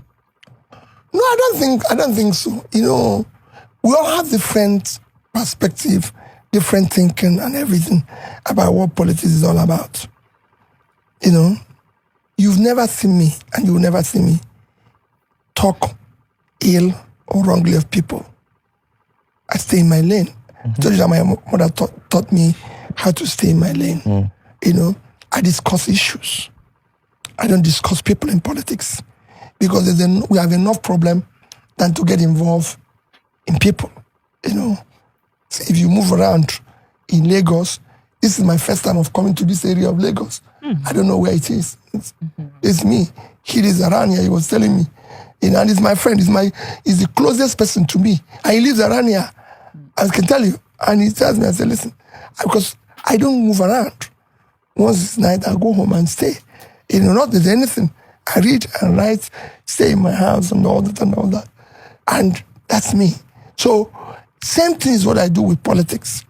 So anything I want to do or say, of what purpose, is not for me to be calling people name or saying people are this or this or this. What is the purpose of it? What are we going to achieve? How does it affect the life of the people? If it doesn't affect their life, you know. So, and people have right to disagree with me because they have their own style. They have what they think governance is all about.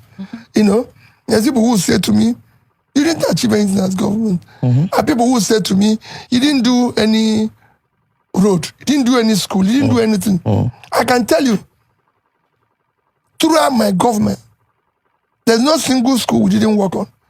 People came, man said we will commission them, roads and everything. I said, why are we commissioning them?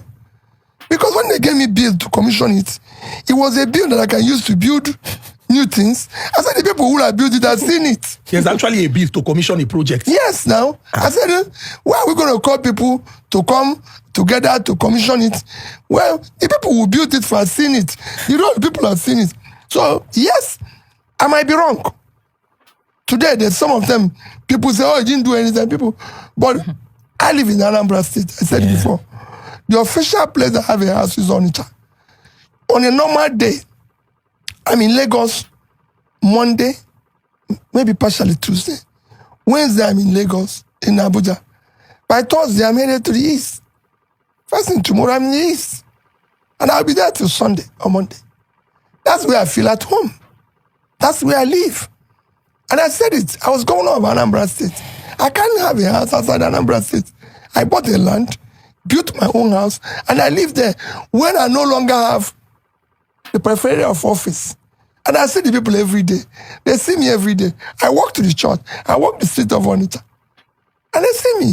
Without fear. So there has been, okay, so real quick, there has been lots of events on when it comes to the old oil saga, right? And Dangote and NNPC. Yeah, there has been lots of events around the oil industry since the inception of the administration, like when it comes to removal of subsidy. What do you think you would have done different? I wouldn't have done anything different. I would have let me say it categorically, I would have removed subsidy. But if you look at my manifesto, I said this criminality in subsidy is 50% of the subsidy. Okay. We needed to remove it. Remove the criminality. Not the subsidy itself. If you remove the criminality, remove the subsidy, yes. you would have reduced the amount we were paying in subsidy. Yeah. Which is still there. Yeah. Then you structure the removal. And the reason why our people don't or feel be at pain, with the removal is that when you say we're going to remove this from here, which we're getting free, we want to know what is replacing it. So, are we removing this money in order to help us to develop education? So, because we removed subsidy, we were able to build this number of classrooms. Because we removed subsidy, we were able to develop this number of School of Technology. We're able to do this. What has happened in this country is that whatever we remove or whatever we do, people don't see It's in the pocket. the impacts in our development. I'll give you an example. When Malaysia sold the first telephone license and got the money. They used it to build several college, University of Technology. Our own was shared like motor parking, and everybody is it. So it is not removal of subsidy. It is not asking people to sacrifice. Nigerians are ready to sacrifice. But you can't ask people to fast when you're feasting. Got it. If you must ask people to fast, you must fast yourself. So I cannot come here and say, oh, today is fasting day. Don't eat from morning till night, and all of you obeyed it, and then suddenly there, and whining and drinking champagne and everything. No. If you proclaim, like it's even in the Bible, a day of fast, you who proclaim it Should be the first. lead it. Yes. Okay, so we currently have a refinery running, like a private refinery running, Yeah. right? That's commenced production. And the government-owned refinery in Port Harcourt has missed like 7th production. What do you think about that? Well, for me, government should not be involved with all those things. They shouldn't. Because they cannot manage it. You know, all these things we're hearing is because of the same system called Nigeria. There's refineries all over the world. Now, remember what I tell you. Nigerians are ready to sacrifice everything if they see It's a the process. impact in their life. The health is not getting better. So it's not as if because they removed subsidy, I can have free medical care. Schools have improved. These have improved. Instead, cost of living have worsened. Education have collapsed. Health have collapsed. Just like borrowing. There's nothing wrong in borrowing. The world has made up for borrowing. Countries of reference in the world. The biggest economy in the world is America. Today, America owes 120% of their GDP. Chineke. So they own more than their... Using to run the country. That's it. So they own more than their GDP. But they are still the biggest economy. Because America has today a per capita of almost $55,000, $60,000. So there's nothing wrong in borrowing. Japan, second biggest economy is China. In terms of, purchasing power now, China has surpassed America. But because of population. But in terms of the second biggest economy is China. They own about 60% of their GDP. So everybody has that. Japan, which again, Germany, Japan, Japan is supposed to be the third biggest economy today. They own 240% of their GDP. 240% of their GDP is in debt. But why is that debt not worrisome? They used it to develop Japan. It is Japan people that own the bonds. At the same time, they have savings. Japan have today the highest amount of US treasuries. So they have savings. It exists. You know, countries like Singapore. Singapore is a small country of reference. Everybody refers to Singapore as a power. Singapore today is owing about 120-something% of their GDP in debt. But Singapore has a law. All borrowed money must be used for investment. For example, Singapore today is building a port that might start functioning in 2050. Oh, wow. Because they found out, they're very poor. They're very small. They have a land and everything. They have one of the busiest ports. But in order to expand that port, they're now building a port under the sea. Wow. It's the first under the sea port. They're now going to go down the sea to build a new port and leave the sea between, which is going to cost billions. So these are things people are doing. In our own, borrowing money. Chinedu has said this podcast must borrow money to exist. And he goes to borrow money. You people are selling fat.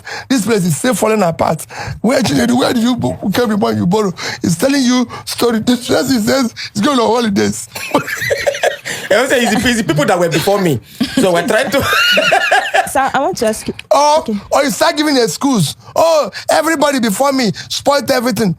We didn't hire you to remind us of our past. No, if it was good, we won't hire you. We hired you to move us forward, not to remind us of where we are coming from. Because we know it's not good. That's why we hired you. You came for the interview. It wasn't as if we appointed you. You said, I will do this. So it's not to be reminding us, the job of a leader is not complain or to remind people of how difficult things are, but to find solution to it. So they want to hear solution. So I want to ask you a question. It's two questions actually, but the first one is education. People go to school and they have like primary, secondary, tertiary, and they come out and they're unemployed. Must everyone go to school? And how can unemployment be fixed? Well, everybody needs to go to school. Basic education is critical. The more a country is educated, the more developed it is. Yeah. Because you're talking about, we are in a knowledge economy. Economy today is not driven by natural resources or material resources or tangible assets. It's not driven by intangible assets. If oil, for example, can change a country, Venezuela will be the best country in the world. Venezuela have 10 times more oil than Nigeria and lesser population. If natural resources can make a country be the best, Congo would have been the best. Congo had the highest amount of natural resources underneath, over 24 trillion. What is driving countries today is knowledge. Even in America, Texas is not the richest state in America. It is California. California is not an oil state. Well, California today is a country of about 4 trillion economy, 10 times Nigerian GDP. And it is driven by agriculture, knowledge, and thereabout. But how can we fix unemployment? As I'm telling you, by productivity. Simple. The more a country, for you to fix unemployment, a country has to be productive. Nigeria is not productive. True. If I go from Yana to my house, the only signboard you see is signboard of churches. You go to the east, it's burials. That's not the country. If you go to any other country, you see products. You cannot create a job by doing nothing. Because you're not doing anything. You need to be productive. But how can we be productive? It's a very simple thing. The government have to drive production. You have to invest money, especially in the youth, SMEs. Small businesses has to be supported. People like her live in school, we have to support them to create businesses. The greatest employer of labor globally, even in developed world, is SMEs. In a big country like China today have almost 800 million people employed and working. That's 4 times the size of Nigeria. It will shock you. 60% of that, 540 million, are employed by SMEs. In fact, in urban areas, 80% of employment is SMEs, small businesses. And they again generate the taxes. You hear the government saying Nigerian tax to GDP is low. You cannot generate tax if your people are not productive. Because people in my village who are not doing anything cannot start paying you tax. Why would they get tax to pay? Tax is a function of income. So if people are earning income, they pay you tax. And you can't create an economy. And the economy is not working because there's no local demand. There's no middle income demand. People are not, you can open up restaurants today, you won't work because people don't have money to go out and eat. It's difficult. So you need to generate, people need to have something they're doing to be able to say, she just finished this, let me go out there and buy food and eat. And this person said, let me go out there because it's paid by this thing. But when they haven't earned an income today, they won't go out. Even if they're going to buy, 2 of you will combine and buy 1 plate and share it because things are difficult. But if we have, the same thing is movement. You see transport and everything. You go to America, you see every airport moving. America have a population of 370 million people, but annually, over 1.5 billion fly. Because there's movement. People are going to holidays. People are going to this. Because there's a disposable income. There's employment. That's what, no society can have income, a viable income, if you don't have demand by middle class and the poor people. They are the ones, because they are the ones who eat. Those people who live in Ikoya and everything are watching their weight, their height, their distance. But the real consumption is because this class of people actually don't watch all those things. They just want to eat food. Fídíò náà lẹ ṣẹ̀wò tán yẹn yín olólùfẹ́ mi. Èmi náà mọ̀ pé ẹ máa rò nǹkan tàbí méjì mú nínú ọ̀rọ̀ Peter Obi tẹ́yìn náà máa tó fi ṣe awareness fáwọn èèyàn wa tá a jọ fẹ́ tá a ń gbà lérò tá a dẹ̀ ń ṣiṣẹ́ láti kúrò lórílẹ̀‐èdè búburú yìí tí í ṣe Nàìjíríà. Ẹ má gbàgbé o, orí ètò ẹgbà yíyẹ̀wò ẹ bá wa dá sílẹ̀ wa o, yìí náà ẹ bá wa sọ lé gbogbo nǹkan tẹ́ ẹ gbọ́ nínú fídíò yìí bó ṣe rí nínú ọkàn yín, ẹ bá fi sí comment section. Ẹ ṣé mo dúpẹ́.